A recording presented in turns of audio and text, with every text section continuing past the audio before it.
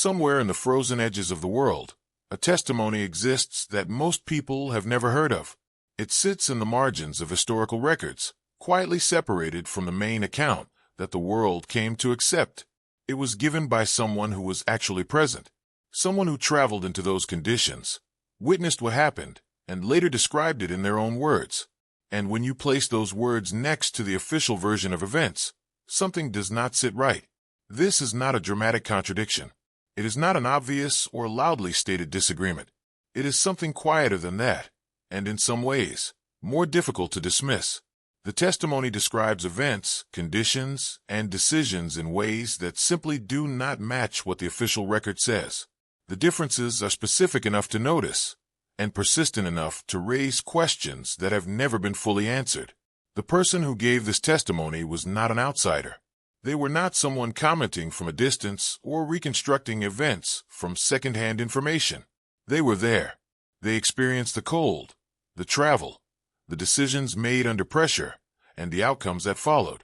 Their account is a first-hand description of what they personally observed during a polar expedition that has since become part of established historical record. And yet, their testimony was never placed at the center of that record.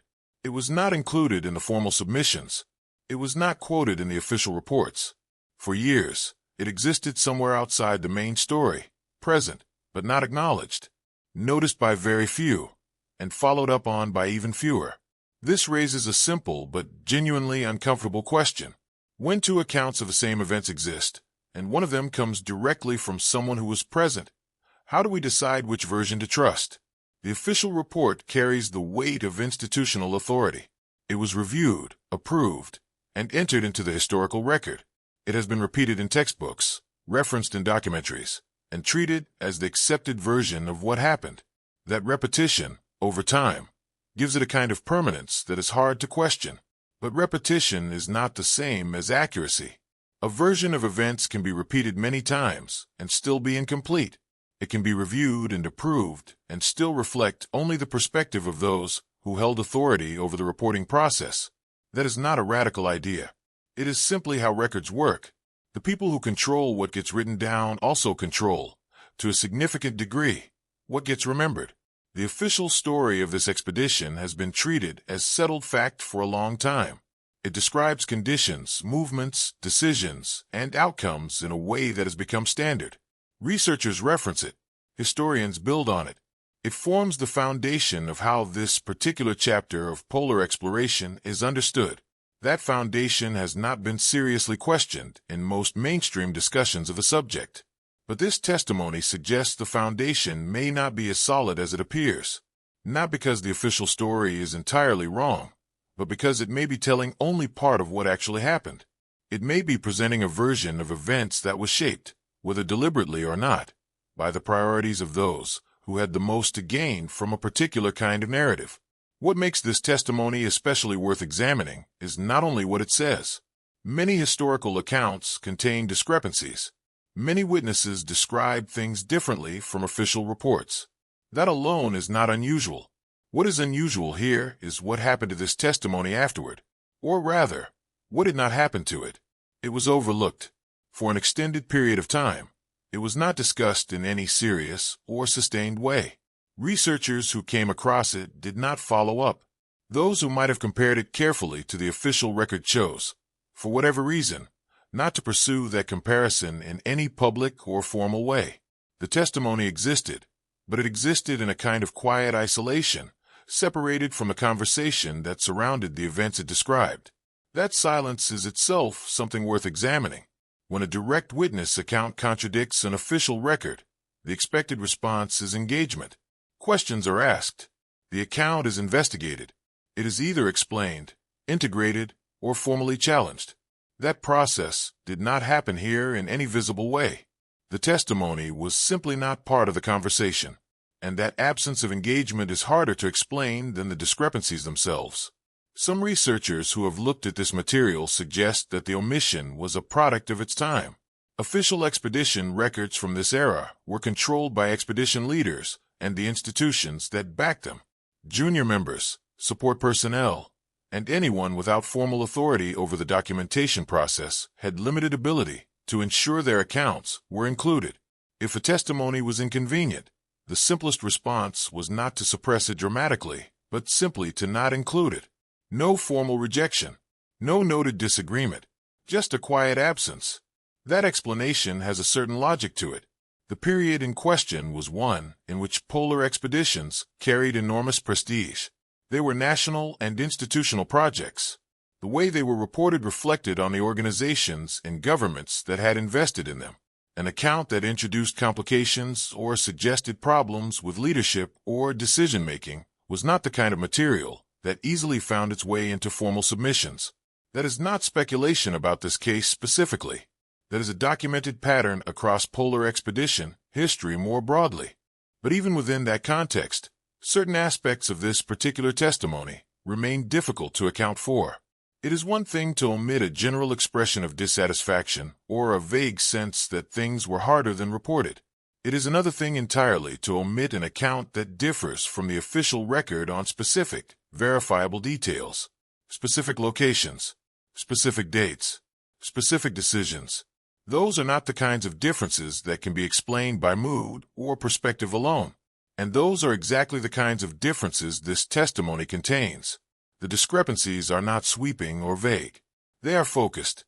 They appear at particular points in the narrative where precise details matter, where a supply situation is described, where a decision is recorded, where the condition of a critical resource is noted. These are not minor points. In the context of a polar expedition, these details are central to understanding what happened and why. At first, this may seem like a historical puzzle with limited relevance. Events from this era are distant. The people involved are no longer living. Whatever happened in those frozen conditions has long since become part of a fixed past that cannot be changed. But the question of how that past was recorded and whether the recording was accurate remains a live question, because the record that was produced is the basis for how the event is understood, discussed, and taught. If the record is incomplete or selectively constructed, then so is the understanding built on top of it. There is also something worth considering in the very nature of polar testimony. Expeditions into extreme environments produced accounts of extraordinary human experience. The conditions demanded clarity. The stakes were high enough that details mattered in ways they might not in ordinary circumstances. A witness who described those conditions was not speculating about abstract events. They were describing things that directly affected survival. That context gives polar testimony a certain weight. When someone in those conditions said a supply cache was not intact, they were not making a casual observation. They were recording something that mattered deeply to everyone present. And that is precisely what makes the silence around this particular testimony so difficult to dismiss. The person who gave this account was describing events that carried real consequence. Their description of those events differs from what was officially recorded, and instead of being addressed, compared, or explained, their account was simply left out of the conversation for a very long time. Some who have reviewed this material suggest that the testimony may contain errors of its own. Memory is not a perfect recorder. Time changes the way events are recalled. A witness may be entirely sincere and still describe something differently from how it actually occurred. That possibility cannot be ruled out, but it must be weighed against the specificity of the account. Very specific details are harder to attribute to simple memory drift than general impressions are. Others suggest that the testimony and the official report may simply reflect different vantage points within the same expedition. Someone in a senior position and someone in a junior position may have had access to different information. What one person observed may not have been visible to another. Under this view, the discrepancies are not evidence of inaccuracy on either side, but of the natural limits of individual perspective. That interpretation has merit, but it also has limits. There are points in the testimony where the account does not simply add a different perspective to the official record. It directly contradicts it. Two accounts of the same specific event, describing that event in incompatible ways, cannot both be fully accurate at the same time. At least one of them contains something that did not happen the way it was described. And that is the point where the silence becomes most significant, because no one has formally worked through which account is correct in those specific contradictions. No comparative analysis has been published.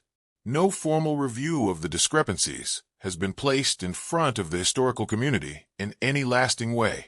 The testimony has been noted by a small number of researchers and then, once again, set aside.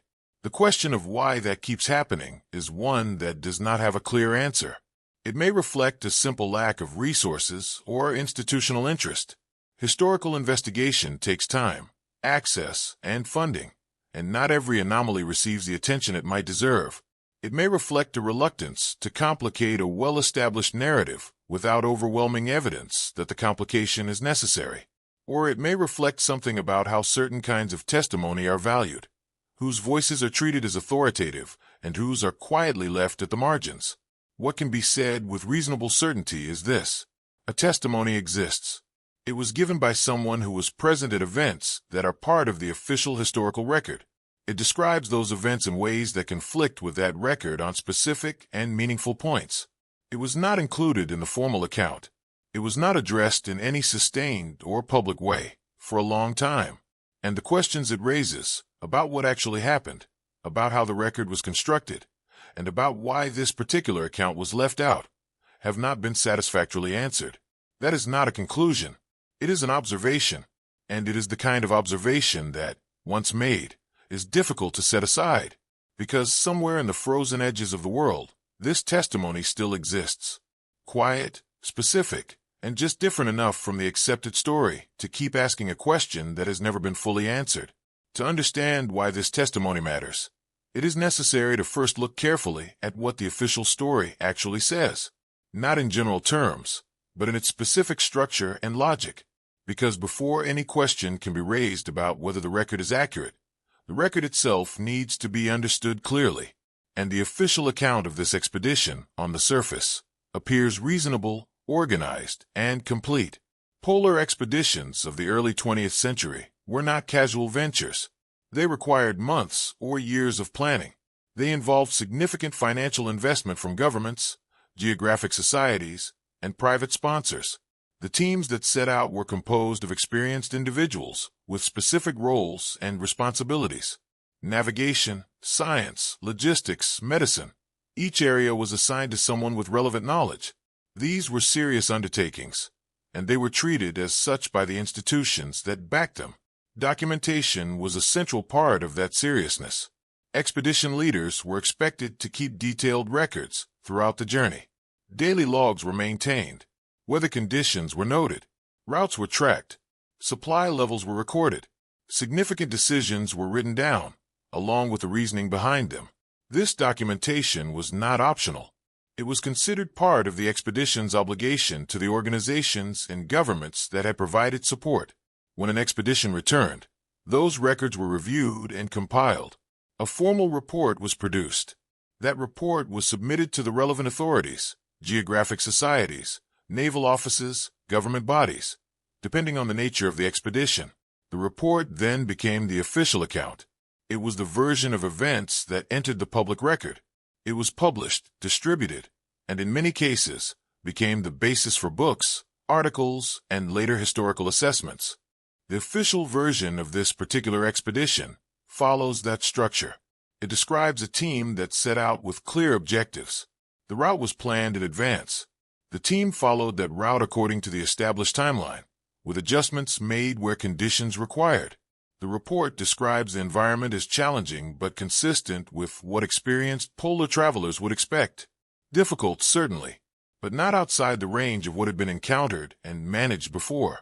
Decisions made during the expedition are described in the official account as rational and appropriate. When conditions required a change in plan, those changes are presented as measured responses to circumstances. When difficulties arose, they are documented as problems that were identified and addressed according to standard practice. The picture that emerges from the official report is one of a competent team managing a demanding environment with reasonable effectiveness. The outcomes of the expedition, including the difficult ones, are explained in the official account through the language of natural conditions. The environment was extreme. Polar travel carries inherent risks. Some of what happened was a consequence of those risks. That framing is not unusual for expedition reports of this period. It was the standard way of contextualizing outcomes that might otherwise raise questions about planning, leadership, or decision-making. This version of events was accepted by the relevant authorities when it was submitted. The senior members of the expedition provided accounts that supported the official report. Their descriptions aligned with the picture presented in the formal documentation. The report was reviewed, approved, and entered into the record. Over time, as it was referenced and repeated, it became the foundation for how this expedition was understood. That foundation has remained largely undisturbed in mainstream historical discussion. The report sits in archives, where it can be consulted by researchers. It is cited in academic work. It informs how the expedition is described in educational materials. For most people who have any knowledge of this event at all, the official account is the only account they have ever encountered. There is no widely known alternative. The story, as it is usually told, begins and ends with the official version. But this is where it becomes unclear, because the official account, for all its apparent completeness, was not built from every available voice. The report that was submitted, reviewed, and accepted did not include all the accounts of everyone who was present. And that gap between who was there and whose testimony was included is where the first question appears. The testimony in question came from someone who was part of the expedition, but not part of its leadership structure.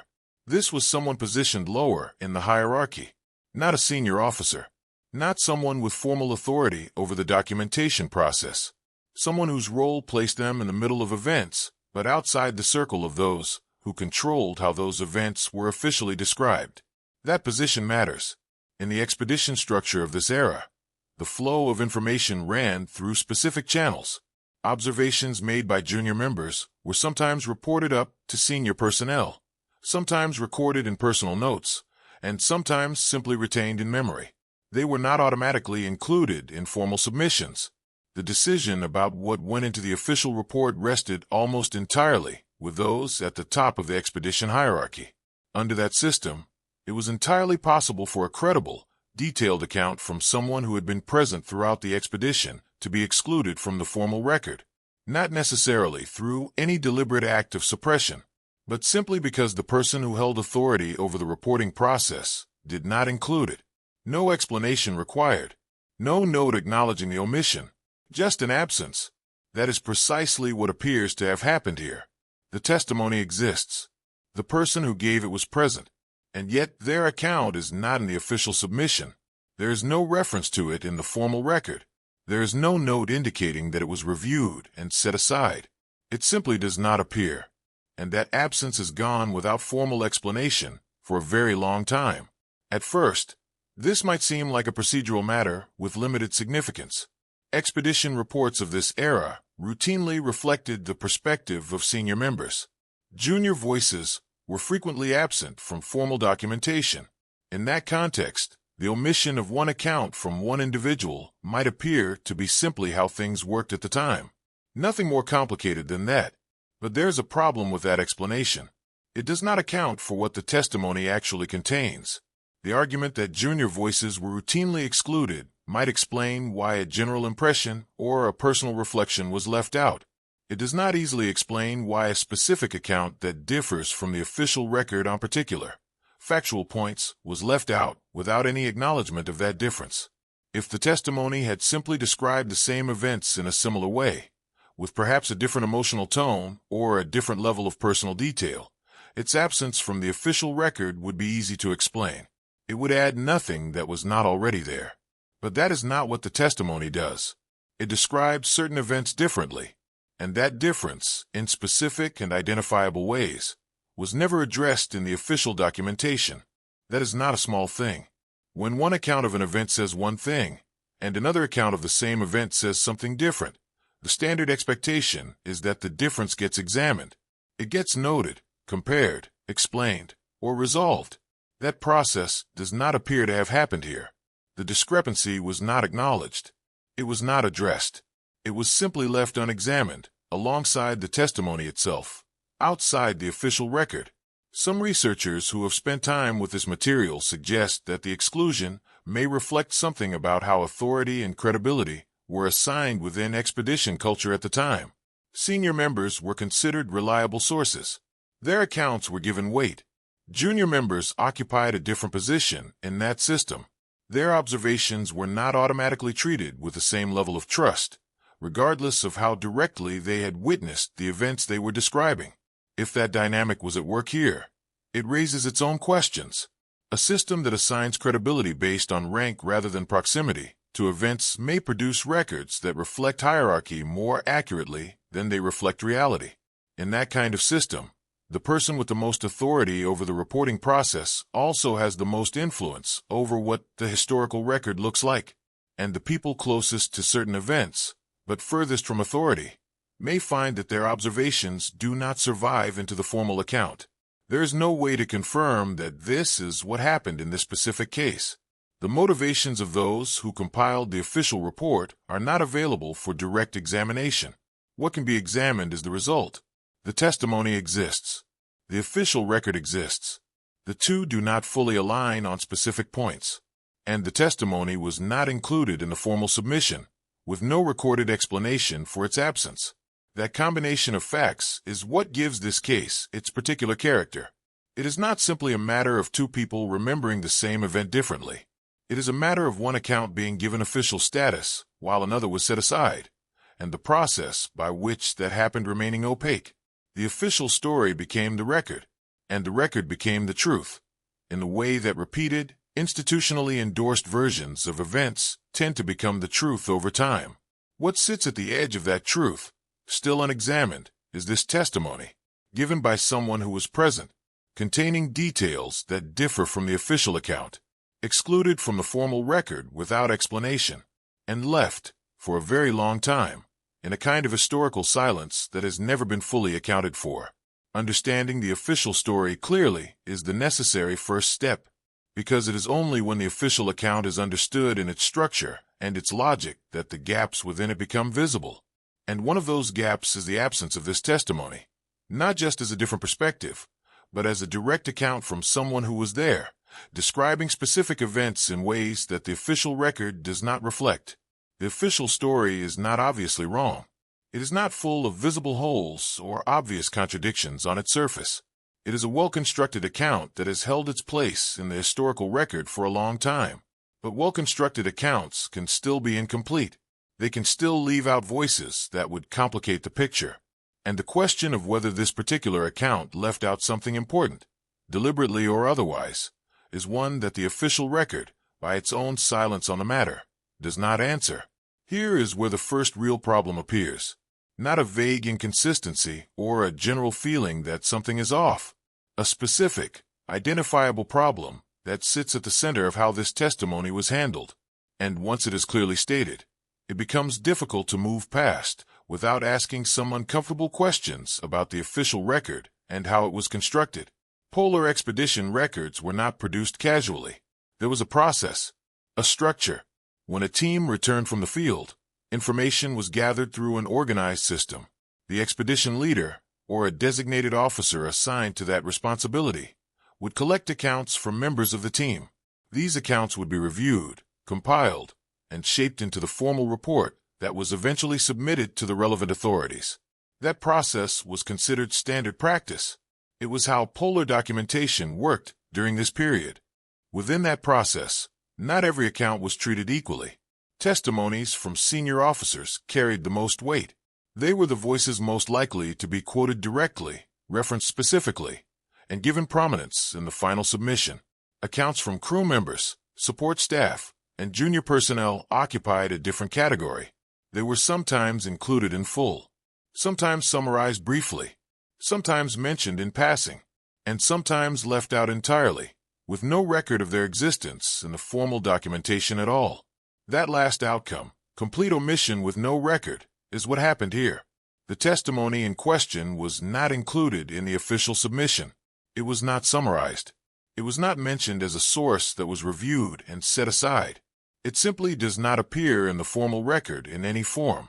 For someone who was present throughout the expedition, across most of the key events that the official account describes, that is an unusual absence. And this is where it becomes unclear, because the standard explanation for why a junior account might be left out, that it added nothing new, that it simply echoed what senior members had already reported, does not apply cleanly in this case. That explanation works when the absent account would have been redundant. It does not work when the absent account contains information that differs from what was officially submitted. The individual who gave this testimony was not absent from the events described in the official record. That point deserves careful attention.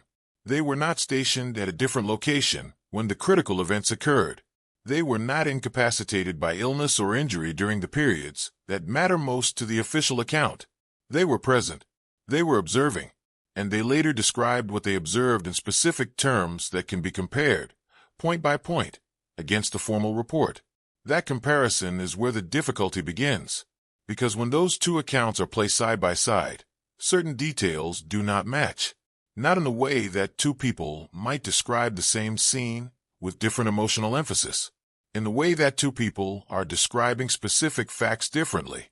Conditions, decisions, sequences of events. These are described in ways that cannot both be accurate at the same time.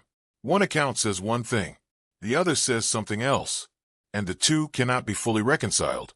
This raises a question that the official record does not answer.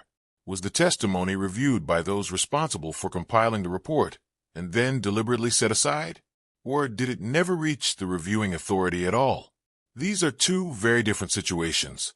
In the first case, someone looked at the testimony, recognized that it contained material inconsistent with the official version, and chose not to include it. In the second case, the testimony was simply never part of the formal review process, for reasons that are not documented anywhere. Either possibility is worth thinking about carefully.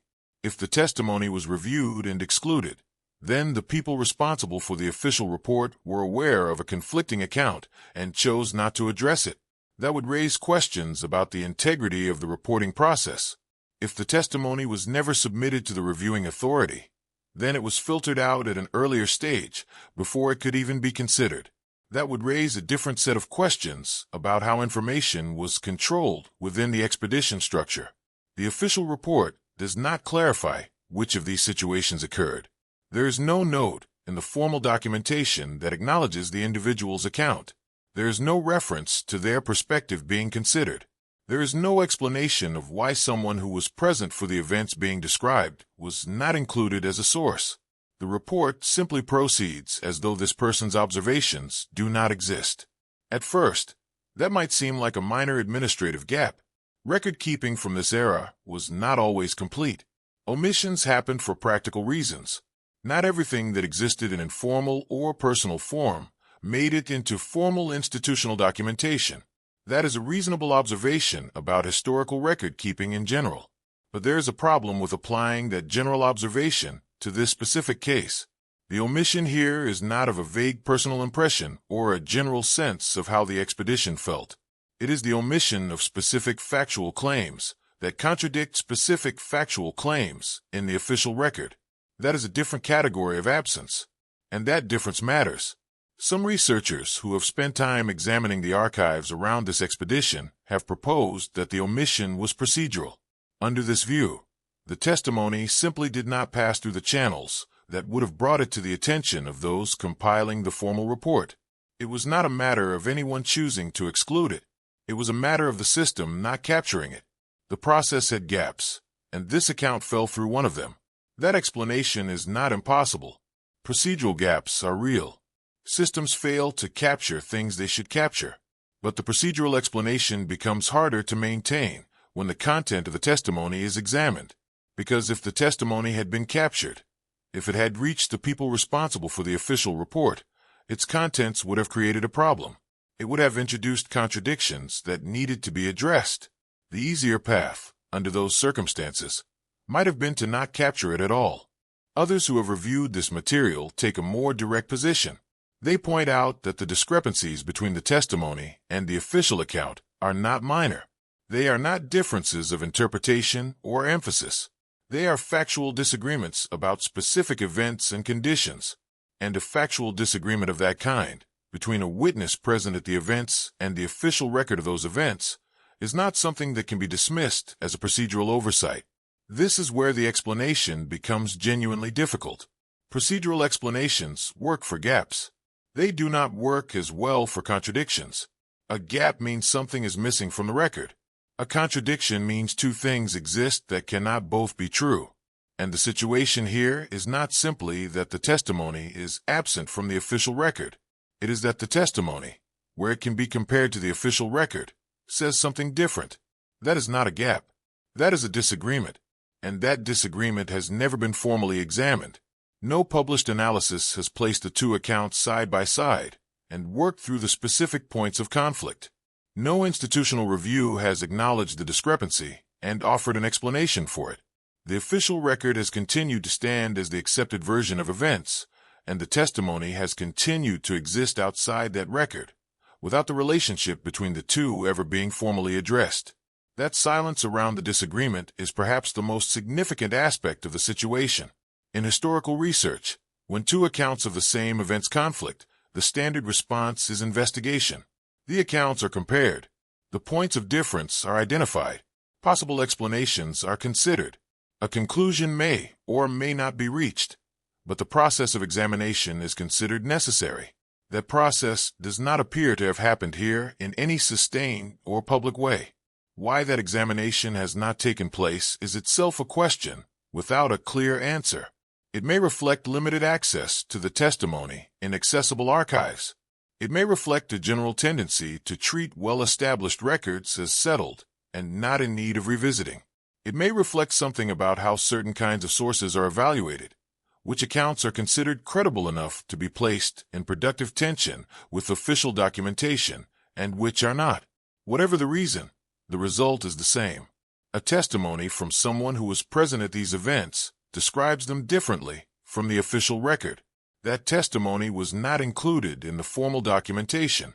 No explanation for its absence has been provided, and the factual disagreement between the two accounts has not been formally addressed in any way that has entered the historical record. That is not a comfortable situation for anyone who takes historical accuracy seriously, because the official account, which has shaped how this expedition is understood and remembered, was constructed without this voice. Whether that omission changed the picture significantly, or only in certain details, is exactly the kind of question that cannot be answered until the comparison is made carefully and honestly. The first problem, then, is not simply that a testimony was left out. The first problem is that a testimony was left out. It contains specific information that differs from the official account, and no one has formally explained why either of those things is the case. That combination of facts does not resolve itself through general observations about how expedition records were kept. It requires a more specific accounting, and that accounting, so far, has not arrived. What remains is the testimony itself, sitting outside the official record, specific in its claims, present in the archives for those who look carefully enough to find it, and unaddressed by the institutions and researchers whose job it is to ensure that the historical record reflects, as accurately as possible, what actually happened. That gap between what the record contains and what it may have left out is where the real investigation has to begin. To understand how this situation developed, it helps to step back from the testimony itself for a moment and look at the wider context in which it was produced. Because the question of why a witness account might be excluded from an official expedition record is not a simple one. It cannot be answered by looking only at this case. It requires understanding the environment in which polar expeditions operated, how they were funded, what they meant to the people and institutions behind them, and how that meaning shaped the way their stories were told. That distinction matters considerably. A junior member saying the journey was more exhausting than the report suggested is a difference of tone. A junior member saying a specific decision was made differently from how it is described in the official record is a difference of fact. The first kind of discrepancy is interesting, but not necessarily alarming. The second kind requires a more careful response, because two contradictory factual claims about the same event cannot both be accurate. The testimony in question contains the second kind of discrepancy, and that is what places it in a more significant category than simply an alternative perspective or a more personal account of the same journey. It is making specific claims that conflict with specific claims in the official record, and those conflicts have not been examined and resolved in any documented way. Some researchers who have studied polar expedition history more broadly suggest that this type of discrepancy was not unusual in structural terms. The conditions that produced it, the concentration of authority over documentation in the hands of senior personnel, the institutional pressure to present successful or manageable outcomes, the limited formal channels through which junior voices could reach the official record, were common features of expedition organization during this era. They created a situation in which conflicting accounts were systematically unlikely to surface in formal documentation. Under that structural view, the absence of this testimony from the official record is not surprising. It fits a pattern. The system was not designed to surface conflicting accounts. It was designed to produce a coherent, authoritative version of events that could be submitted to institutional backers and made available to the public. Anything that complicated that version had limited pathways into the formal record. That structural explanation has a certain explanatory power. It helps account for how this situation developed without requiring a specific act of deliberate concealment. The system itself created conditions in which certain kinds of information were unlikely to be included, and this testimony was the kind of information the system was not designed to capture. However, the structural explanation does not fully resolve the problem, because the testimony does not merely represent information the system failed to capture. It represents information that, if accurate, would directly challenge the factual accuracy of the official account, and that raises a question the structural explanation cannot answer on its own. If the people responsible for the official record had encountered this testimony, would they have been obligated to address the contradictions it contained? And if so, why does no evidence of that process exist? This is where the explanation becomes difficult. The structural argument explains why junior voices were routinely absent from official records. It does not explain why a specific factual disagreement with the official record was never formally acknowledged or examined. Those are two different problems. The first is a systemic one. The second is a specific one. And the specific problem, in this case, remains unresolved. The broader historical pattern provides context. It confirms that this kind of situation was not unique to this expedition or this testimony. It shows that the conditions which allowed such discrepancies to develop were present across polar exploration more generally. That context is useful for understanding how the situation came to exist. But context is not the same as explanation. Knowing that a pattern existed does not explain why this particular instance of that pattern has never been formally examined. What the broader context does make clear is that the testimony fits within a recognizable category of historical material. Accounts given by people present at significant events, whose observations differed from the official record, and whose voices did not survive into formal documentation in any usable form. Some of those accounts have later been examined carefully and found to change how certain events are understood. Others remain in the margins, unexamined. Their relationship to the official record never fully worked out. This testimony belongs, at present, to the second group. It exists. Its contents are specific. The contradictions it contains with the official record are identifiable, and the broader historical pattern within which it sits confirms that the conditions for exactly this kind of discrepancy were present during this period of polar exploration. But the specific question of what these contradictions mean for the accuracy of the official account remains open. That is not a comfortable place to leave things, but it may be where the honest examination of this material currently stands. The context has been established. The pattern has been identified. The structural conditions that allowed this situation to develop are reasonably well understood. What has not been done, and what the historical record, in its current form, does not provide, is a careful, direct accounting of the specific factual disagreements between this testimony and the official version of events. That work has not been completed, and until it is, the testimony will continue to sit where it has always sat, outside the official record, specific in its claims, and unresolved in its relationship to the story that history has chosen to tell. When you sit with both documents and read them carefully, something begins to happen. The differences do not announce themselves immediately. They do not leap off the page in the first few lines. They emerge gradually, as you move through section after section, comparing one account against the other. And what makes them worth paying attention to is not their size. It is their consistency. They keep appearing, in different parts of the account, across different types of information, The same pattern of divergence shows up again and again.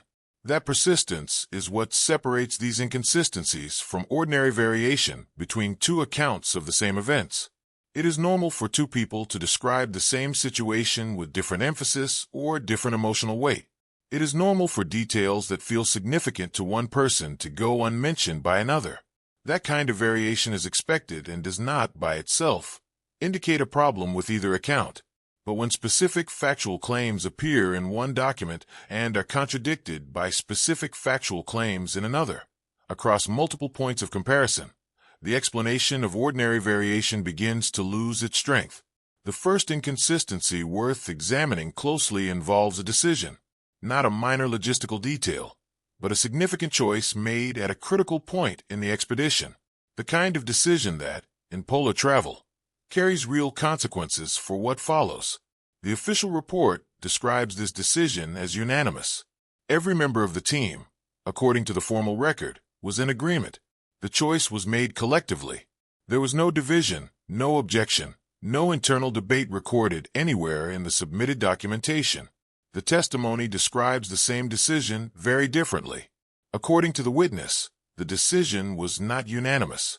There was disagreement within the team. Some members raised objections. Those objections were not resolved through discussion that brought everyone into agreement. Instead, the final choice was made by a small group of senior personnel, and it was implemented despite the reservations of others who were present. The witness describes this clearly and with enough specific detail that it does not read like a vague general impression. At first, this might seem like a minor difference. One account says everyone agreed. Another says not everyone agreed. Perhaps, it could be argued, the disagreement was minor enough that the expedition leader did not consider it worth documenting. Perhaps what the testimony describes as objections were really just questions or expressions of uncertainty that were quickly resolved. That interpretation is possible. It cannot be ruled out. But there is a problem with accepting that interpretation too quickly. In polar expedition history, the question of whether key decisions were genuinely collective or effectively imposed by senior personnel has proven to be highly significant. There are well-documented cases where the contested nature of a decision was directly connected to how that decision played out in practice. When team members have reservations about a course of action, and those reservations are overridden, the commitment to executing that action may be different from what it would have been with genuine consensus. In extreme environments, that difference matters. This is why the distinction between a unanimous decision and a contested one is not a minor editorial point. It is potentially a meaningful part of understanding why certain outcomes occurred. If the decision described in the official record as unanimous was actually contested, then the account of what followed that decision may also need to be understood differently. The official framing of events as the natural result of a collectively agreed course of action looks different when the agreement itself is called into question. The testimony does not simply say the decision felt difficult or that the atmosphere was tense. It describes the mechanics of the disagreement, who objected, how the final choice was reached. That level of specificity suggests the witness was not reconstructing a general mood from memory. They were describing something they directly observed, and what they observed differs clearly from what the official record states happened. Then there is the question of the timeline. This is the second category of inconsistency, and in some ways it is harder to explain than the disagreement over the decision. The official report presents events in a particular sequence. Certain things happen on certain dates, in a certain order. That sequence is stated clearly in the formal documentation. It forms the structural backbone of the official account. The testimony describes a different sequence, not dramatically different in every detail, but different in ways that matter. Some events that the official record places in a specific order appear in the testimony in a different arrangement. Some dates do not align. Some sequences that the official account presents as straightforward appear in the testimony as more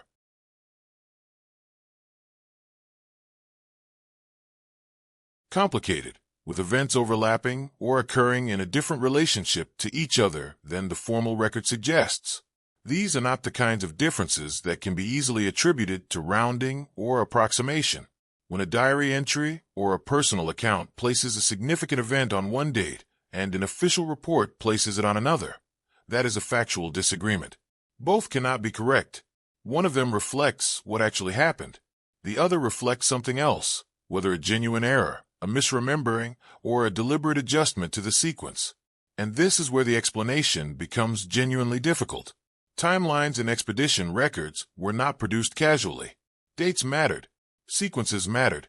They were the basis for calculating distances covered, resources consumed, and decisions made at specific points along the route. A timeline in an official polar expedition report was a carefully maintained record, not a rough approximation, which makes a meaningful discrepancy between the official timeline and the testimony's timeline, something that deserves more than a passing note. Some researchers suggest the timeline differences could reflect the different positions of the two accounts in the documentation process. The official report was compiled after the expedition ended, drawing on logs and notes maintained throughout the journey. The testimony was produced by a single individual whose record-keeping may not have been as systematic. Under this view, the official timeline is more reliable simply because it was built from more consistent documentation. That argument has some merit, but it also has a limit. The official timeline being built from more documents does not automatically make it accurate. If those documents were themselves produced with an awareness of how the record would eventually read, they may reflect a constructed version of the sequence rather than the straightforwardly observed one. The testimony, coming from someone without authority over the final record, may in some respects be less managed, more directly connected to what was actually experienced. Neither version has been proven false. That is an important point to hold on to. The inconsistencies identified through comparison do not, by themselves, establish that the official record is inaccurate and the testimony is correct. They establish that the two accounts conflict in specific ways. They raise the question of which version is more reliable at those specific points. But they do not answer that question on their own. What they do is make the question unavoidable. Before these comparisons are made carefully, it is possible to treat the official record as complete and the testimony as a marginal curiosity. After the comparisons are made, that position becomes harder to maintain because the specific nature of the inconsistencies, a described disagreement versus a described consensus, a different sequence of events versus the official sequence, cannot be explained away as the result of different perspectives on the same reality. Perspectives differ on interpretation. They do not typically differ on whether a decision was contested or unanimous. They do not typically produce meaningfully different sequences of specific dated events. The persistence of these inconsistencies across multiple sections of the two accounts is also worth noting. If the divergence appeared at only one point, it might be easier to attribute to a specific misremembering or a localized error. But the inconsistencies appear at different places, in different parts of both documents, involving different types of information. A contested decision in one section, a timeline discrepancy in another, other smaller differences distributed across the rest of the comparison. That pattern of distribution suggests something more systematic than an isolated error. What it suggests, though, is precisely where the current state of examination leaves the question open. Does a systematic pattern of inconsistency indicate that the official record was shaped in ways that departed from what actually happened? Or does it indicate that the testimony, produced by a single individual and not subject to the same documentation standards as the official report, accumulated errors and misrememberings at multiple points? Both possibilities exist. Neither has been definitively established. What can be said is that the inconsistencies are real, they are specific, and they are persistent. They appear in a comparison that has not been made publicly or formally in any sustained way.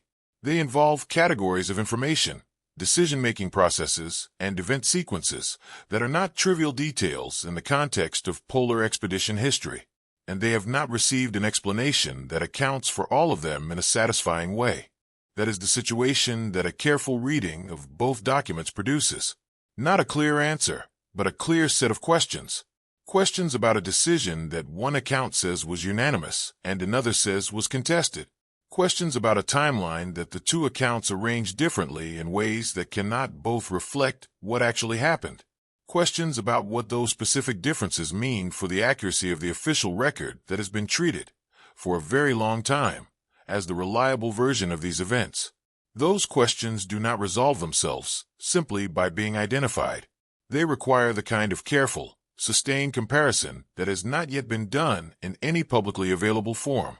Until that comparison is made and its results are examined honestly, the inconsistencies will remain what they currently are: present, specific, persistent, and without a satisfying explanation.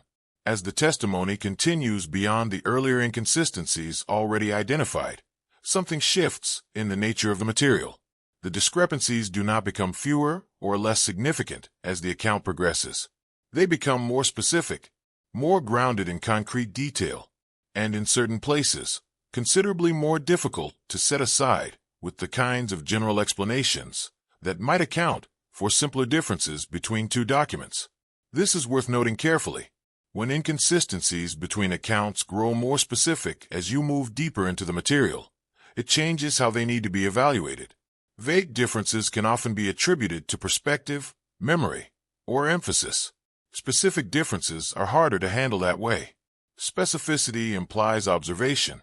It implies that the person describing something was paying close attention to what they saw and recorded it with enough precision that the description can be compared meaningfully against other accounts of the same thing. And when a specific description conflicts with the specific claim in the official record, the distance between the two versions becomes harder to bridge.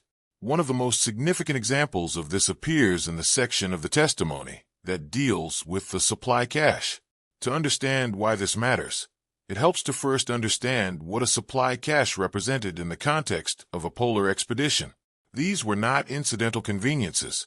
They were carefully planned and positioned deposits of food, fuel, and equipment placed along a route in advance, specifically to support the team during the return journey. In polar conditions, where the margin between sufficient supplies and insufficient ones was often very narrow, caches were among the most critical elements of expedition planning and survival. The placement of a cache, its contents, and most importantly its condition when the team arrived to collect it were details of the highest practical importance. Expedition leaders knew this. The people responsible for documentation knew this. Supply caches appeared in expedition records not as afterthoughts, but as central data points. Their integrity was a matter of survival, and their status was something that any competent expedition account would address directly. This is what makes the discrepancy in this section of the testimony so difficult to explain through ordinary means. The official report describes the cache as intact when the team reached it. According to the formal record, the team arrived at the depot, found it in the expected condition, and was able to draw on its contents as planned. No problem is noted. No shortfall is mentioned. No concern about the cache's condition appears anywhere in the official documentation. The testimony describes something different. The witness does not say the cache was destroyed or completely missing. The description is more measured than that. It says the cache was not fully intact. Some items were missing. Some things had been disturbed. The condition was not what had been expected or what would have been needed for the return journey to proceed exactly as planned. The witness describes this with a level of detail that goes beyond a general impression of the situation. At first, it might seem possible to explain this through the idea that different team members accessed the cache at different times and observed it in different states. Perhaps the senior personnel who compiled the official report arrived when the cache was in better condition, and the witness arrived later when some items had already been used or moved. That explanation would account for a difference in what was observed without requiring either account to be inaccurate in its own terms. But there's a problem with that explanation. The testimony does not describe a cache that was partially used by the team itself. It describes a cache that arrived in a condition different from what was expected, with items missing and the depot disturbed in ways that were not the result of the team's own use of its contents. That is a meaningfully different situation, and it is one that the official record does not acknowledge at all. This is where the explanation becomes genuinely difficult.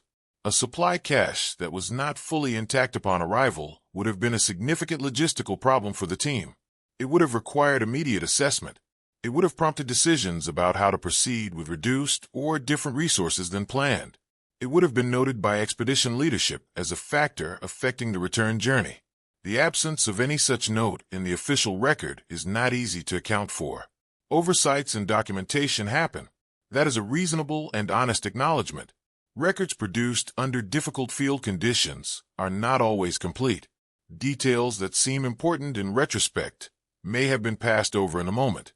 No expedition record is a perfect transcript of everything that occurred. That general truth has to be part of any fair evaluation of historical documents. But there are limits to how far the oversight argument can reasonably extend. A supply cache in polar conditions is not a peripheral detail that might understandably be overlooked in a busy or pressure documentation process. It is one of the most operationally significant elements of the entire return journey. Expedition leaders in this period were experienced enough to understand exactly what cache integrity meant for the safety and success of their teams. The idea that a problem with a critical supply depot would simply be forgotten or accidentally omitted from a formal report is not an easy position to maintain. Some researchers who have studied this discrepancy have suggested that it may point toward something more deliberate than an oversight. Under this interpretation, the cache's condition was known to expedition leadership and was consciously not included in the official record because acknowledging it would have raised questions about preparation, planning, or the management of expedition resources. A fully intact cache suggests things went according to plan. A partially compromised cache suggests they did not. And in the context of an officially submitted expedition report, the difference between those two pictures had real consequences for how the expedition would be evaluated. That interpretation is not provable from the available evidence. It is a reasonable inference based on the nature of the discrepancy and the context in which expedition records were produced. But it cannot be confirmed without access to information that does not currently exist in the public record. Others take a less pointed view. They suggest the difference between the two accounts may genuinely reflect different observations made by people in different positions within the team structure. Senior personnel may have assessed a cache against a different standard or with access to information that junior members did not have.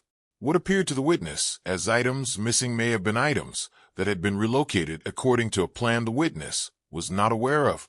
This interpretation preserves the possibility that both accounts are honest, without requiring either to be fabricated or deliberately shaped.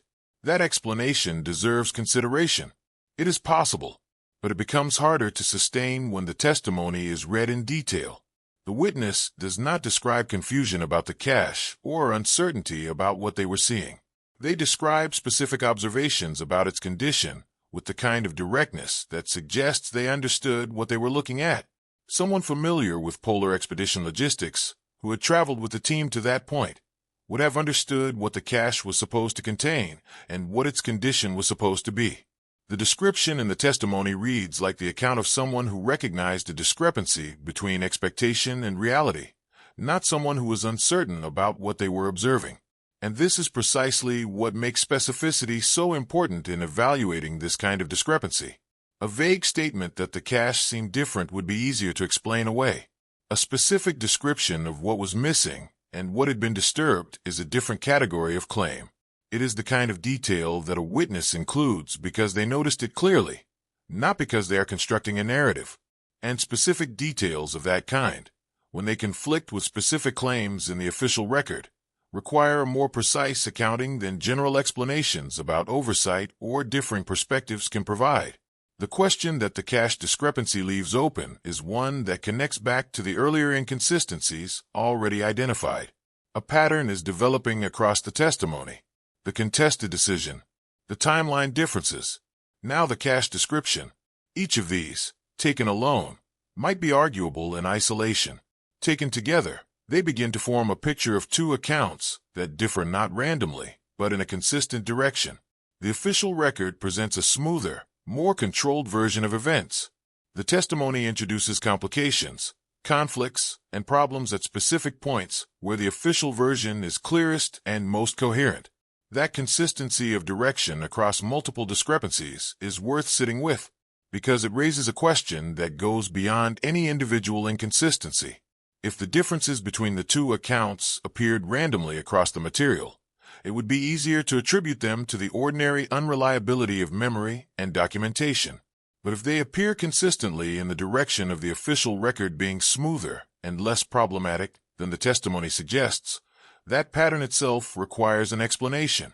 Whether that explanation involves deliberate shaping of the record or something more structural about how authority over documentation operated within this expedition, or some other factor not yet identified, cannot be determined from the material currently available. What can be said is that the pattern exists. It is visible in the comparison, and the cache discrepancy is, at present, one of its most specific and difficult to dismiss examples. The testimony is specific about what was found at that depot. The official record is specific about what was found there. The two specifics do not match. In a document type, where supply cache integrity is one of the most operationally significant details that can be recorded, that mismatch does not have an obvious innocent explanation. It sits in the comparison, unresolved, just as the other inconsistencies sit there, waiting for an accounting that has not yet been provided. One of the things that makes this testimony difficult to set aside entirely is that it does not stand completely alone. That is an important observation. A single account from a single individual, however specific, and however clearly it contradicts the official record, carries a certain inherent limitation. It is one voice. It reflects one position within the expedition. It may contain errors, misrememberings, or gaps that a single source cannot correct for itself. That limitation is real, and it has to be honestly acknowledged when evaluating what the testimony is worth. But when you move beyond the testimony itself and look at the broader documentary record surrounding this expedition, something begins to shift. Not dramatically, not through the appearance of another formal account that directly contradicts the official report in the same way the testimony does, but through smaller things, fragments, private notes, letters that were never intended to be part of any official record, brief references in personal correspondence that touch on aspects of the expedition in ways that do not fully align with the picture the formal documentation presents. These fragments are scattered. They exist in different locations, personal archives, family collections, institutional holdings that were not specifically organized around this expedition. They were not produced with any coordinated purpose. The people who wrote them were not, as far as can be determined, in communication with each other about what they chose to say or not say. Each fragment stands on its own, produced independently, in different contexts, at different times after the expedition ended. And yet, when these fragments are placed alongside the testimony and compared against the official record, a quiet pattern emerges. Not a pattern of direct contradiction, more a pattern of quiet divergence. A consistent tendency, across multiple independent sources, to describe certain aspects of the expedition in ways that do not fully match the official version. The differences are not always the same. They do not all point to the same specific discrepancy, but they point in a similar direction, away from the smooth, controlled picture presented in the formal record, and toward something more complicated. One of the more significant fragments comes in the form of a letter. It was written by a junior member of the expedition shortly after returning. It was addressed to a family member, not to any institutional authority. It was a private communication, written in the kind of language people use when they are not constructing an official account, but simply describing their experience to someone they trust. That context matters. Private letters, written in the immediate aftermath of events, often capture things that more formal accounts do not. This letter describes the mood within the expedition team in terms that differ noticeably from the official record. The formal documentation presents the team as functioning cohesively, with difficulties managed through collective effort and shared purpose. The letter describes something more troubled. It references tension. It describes disagreements that the writer clearly found significant enough to mention, even in a private communication to a family member. It does not go into extensive detail about the nature of those disagreements, but it references them in a way that confirms they existed and that they affected the team's experience in ways the official record does not acknowledge. That detail sounds minor at first. People on long, difficult expeditions experience tension. Disagreements happen.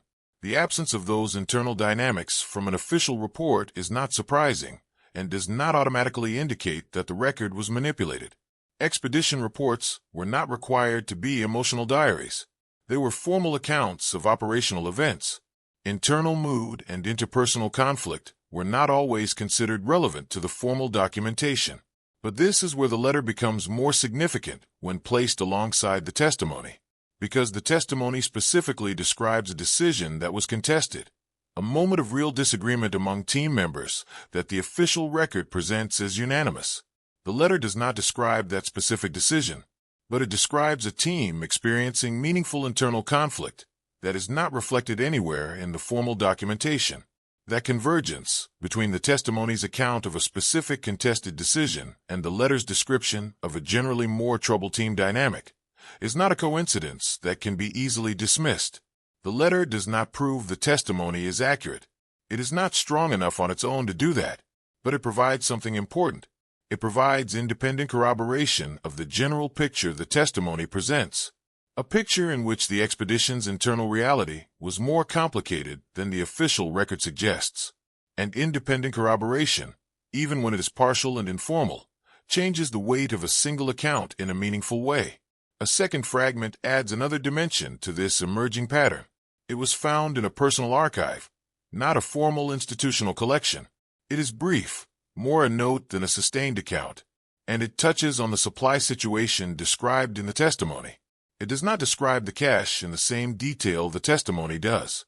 It does not make the same specific claims, but it references the supply situation in terms that loosely align with the testimony's description of something not being as expected.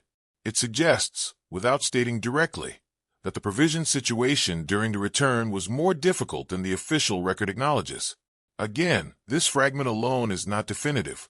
A brief note in a personal archive, referencing a supply situation in general terms, is not the same as a detailed first-hand account. It could reflect misremembering. It could reflect second-hand information that the writer had not directly observed. The possibilities for innocent explanation are real. But the combination of this fragment with the testimony and the letter begins to produce something that individual pieces cannot produce on their own. A pattern.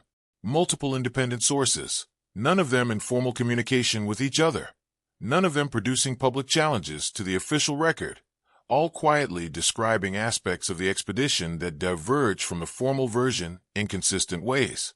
That consistency across independent sources is harder to explain through coincidence or ordinary individual error. This is where the question of non-disclosure becomes important. None of the people whose fragments have been identified here chose to make their accounts public during their lifetimes. None of them formally challenged the official record.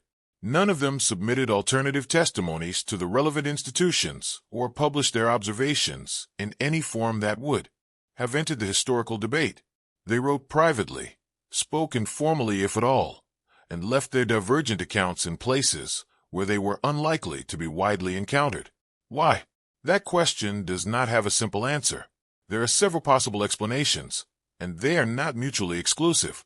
One is practical. Challenging an official expedition record in this era was not a straightforward act. The institutions that produced and endorsed those records were powerful. The expedition leaders and senior members, whose accounts formed the basis of the official version, were often figures of significant public standing. Openly contradicting them carried social and professional risks that many junior members would have been reluctant to take. Another explanation is more personal. People who had been through difficult experiences sometimes chose to leave those experiences in the past. Speaking publicly about internal conflict, supply problems, or contested decisions would have meant revisiting things that may have been painful or complicated to address. The path of least resistance, for many people in that position, was simply not to speak. A third possibility, which some researchers have raised, is that the culture surrounding polar exploration in this period actively discouraged public dissent from official accounts. The expeditions were matters of national and institutional pride. The people who participated in them were expected to represent that pride in how they spoke about their experiences. Departing from the official version, even in subtle ways, may have felt like a violation of an unspoken obligation that most junior members were not willing to risk. Whatever the reasons, the result was a consistent pattern of private acknowledgement and public silence. People who had information that diverged from the official account kept that information in private spaces.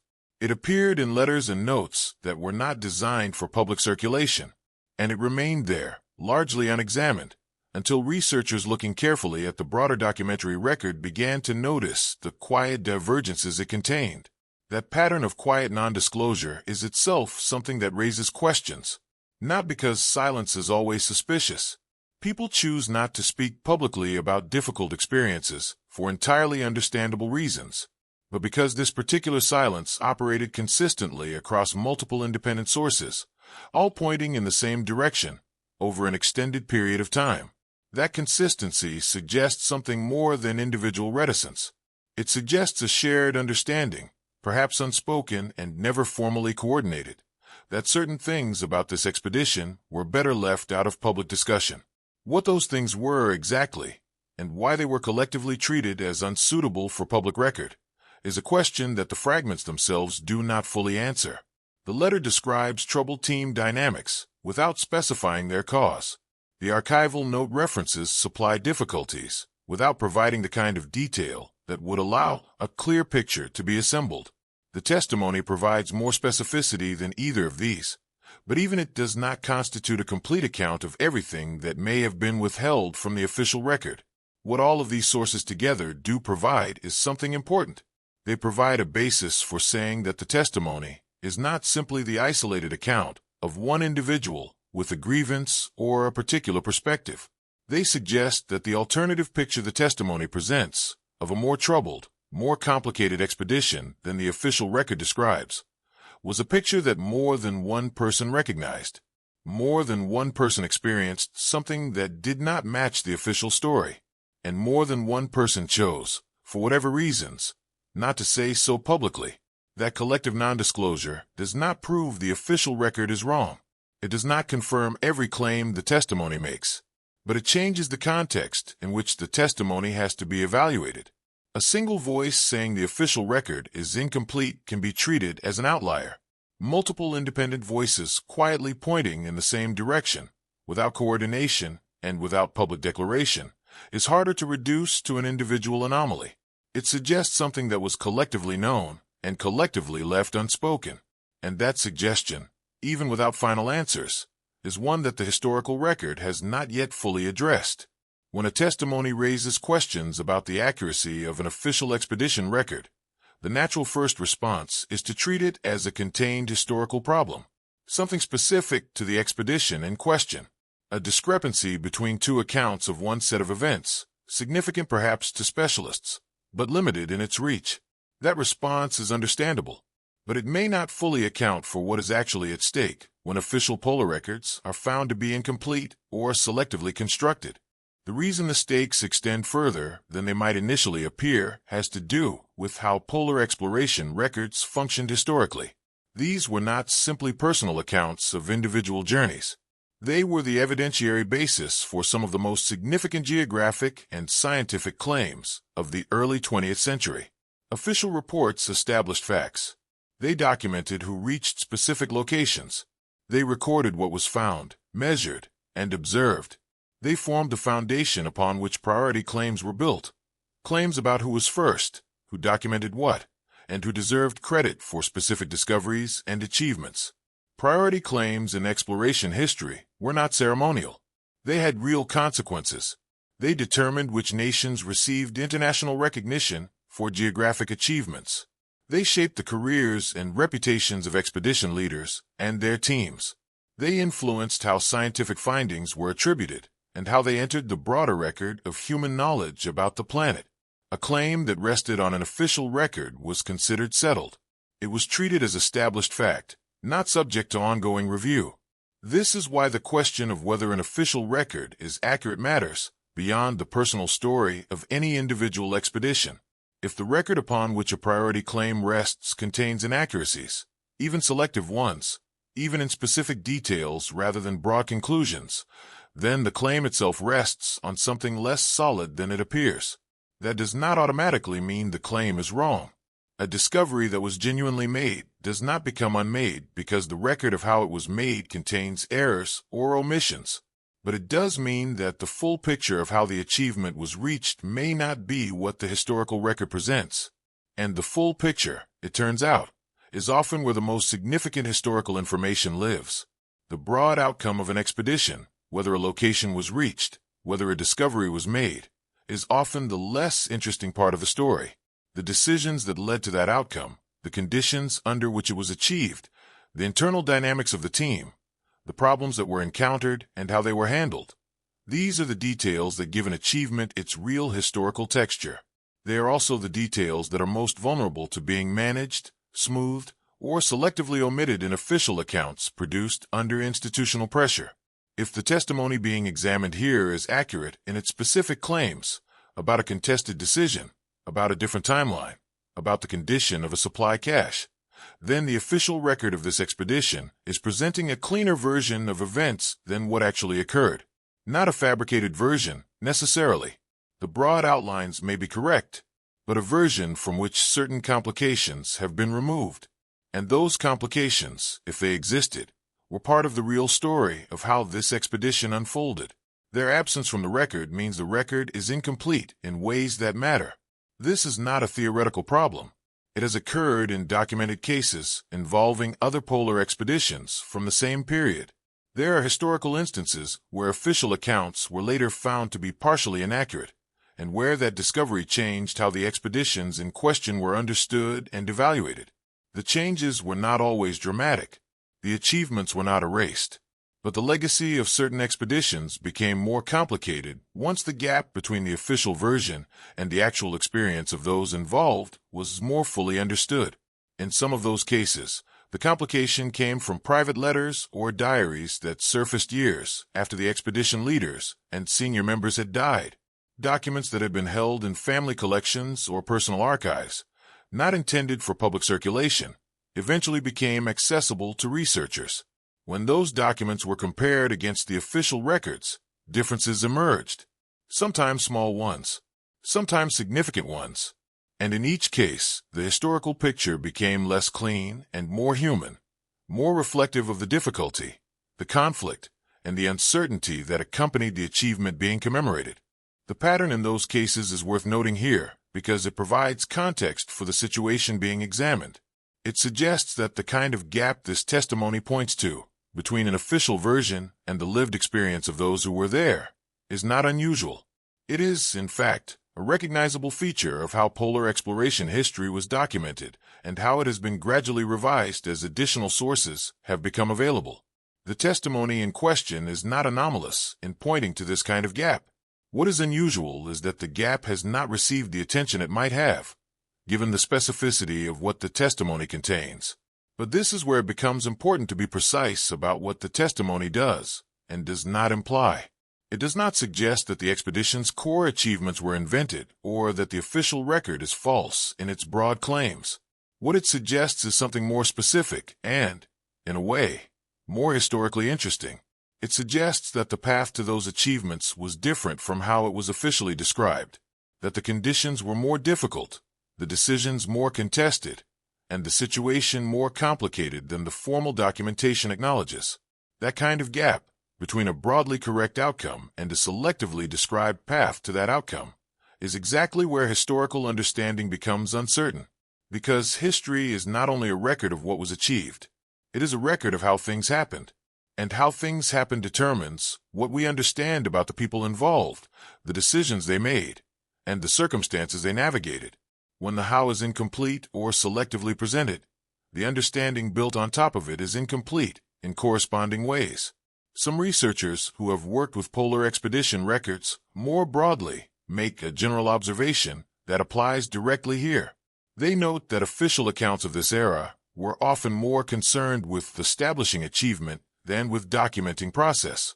The goal of the formal record was to confirm that objectives were met and to present that confirmation in the most favorable light possible.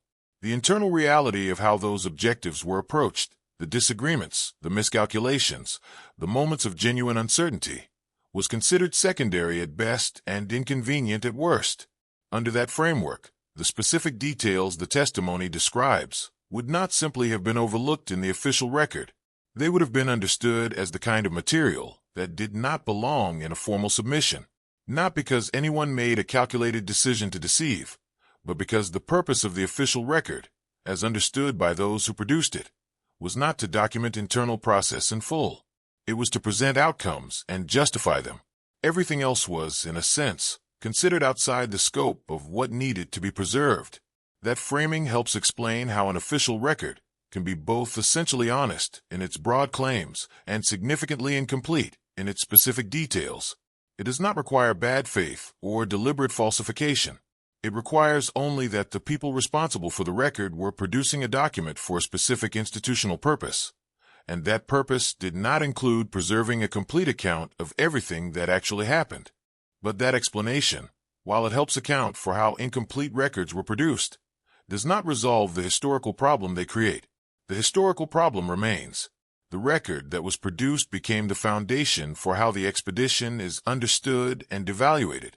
The material left out of that record, the contested decisions, the supply problems, the internal tensions, remained outside the historical account, preserved in fragments and private documents that have not been systematically examined or integrated into the picture. The result is a historical understanding that may be accurate in its conclusions, but incomplete in its basis. An achievement that may have been real, but whose full story has not been told. And a set of questions about what actually happened during this expedition that the official record, by its own limitations, cannot answer. This is the point at which the testimony's implications extend most clearly beyond the individual case. It is not simply asking whether one witness's account should be trusted over an official report. It is raising the broader question of whether the historical record of this expedition, which has informed how its achievements are understood, credited, and taught, reflects the full reality of what occurred, and if it does not, what that means for the claims and conclusions built upon it. Those are questions that historical research is equipped to examine. Careful comparison of sources, systematic review of the documentary record, honest evaluation of what the evidence supports and what it does not. These are standard tools of historical investigation.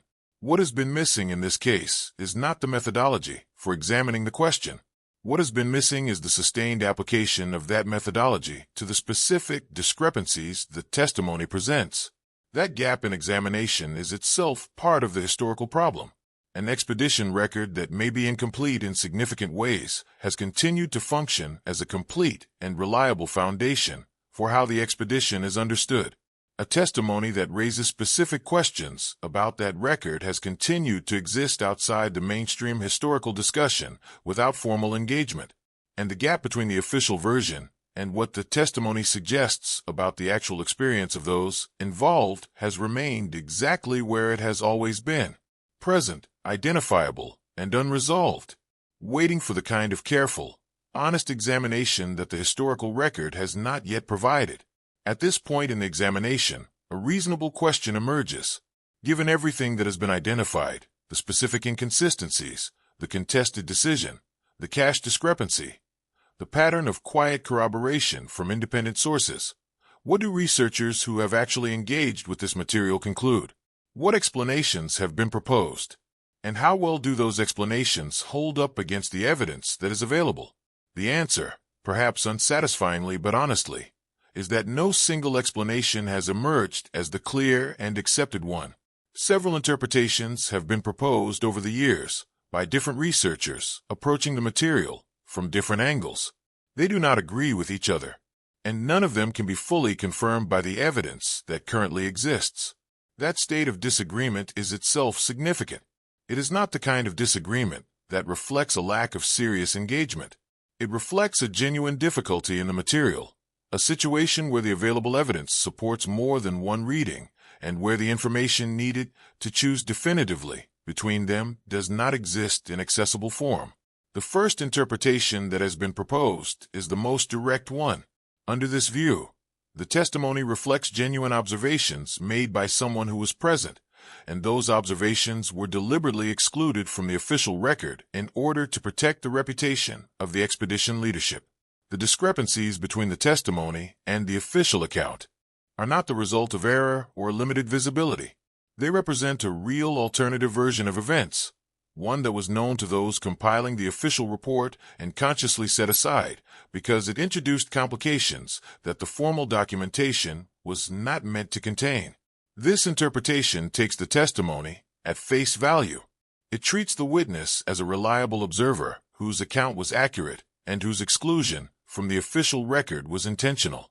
Under this reading, the official report was shaped, not fabricated wholesale, but shaped to present a version of events that served the interests of those with authority over the documentation process. The contested decision was recorded as unanimous because acknowledging the disagreement would have raised questions about leadership. The cash condition was described as intact because noting the problem would have invited scrutiny of expedition planning and preparation. That interpretation has a certain explanatory coherence. It accounts for the pattern of discrepancies. It fits within the documented broader context of how expedition records were managed during this period, and it is supported, at least partially, by the corroborating fragments from other sources that quietly point in the same direction as the testimony. But it also carries a significant limitation. Deliberate exclusion requires demonstrating intent, and intent, in a situation like this, is almost impossible to establish from documentary evidence alone. The absence of the testimony from the official record can be explained by deliberate choice. It can also be explained by other means. The interpretation is plausible. It is not provable. The second interpretation takes a different approach. It does not assume deliberate exclusion. Instead, it suggests that the inconsistencies in the testimony are the result of the witness having incomplete visibility into the full picture of events. Under this view, the testimony is entirely sincere. The witness described what they personally observed and experienced, but their position within the expedition gave them access to only part of what was happening. Senior personnel had information that junior members did not. Decisions were made and explained through channels that did not necessarily reach everyone. The supply cache situation may have been understood differently by those with full logistical information than by someone observing it from a junior position without access to all the relevant context. This interpretation is careful and reasonable. It preserves the honesty of the witness while accounting for the differences between the testimony and the official record without requiring anyone to have acted improperly.